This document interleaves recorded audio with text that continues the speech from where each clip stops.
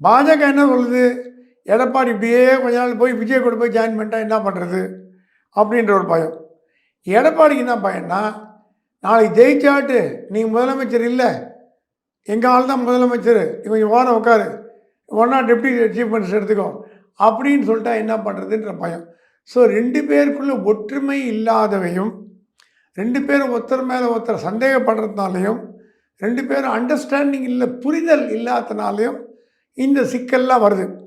இந்த சிக்கலை சுட்டி காமிச்சு அண்ணாமலை சொல்கிறாராம், திமுக போன்ற ஒரு மாபெரும் வளர்ச்சி அடைந்த ஒரு சக்தியை வீழ்த்தணுன்னா நீங்கள் ஒன்றா சேர்ந்து பணியாற்றலைன்னா அவன் 40% இருக்காங்க.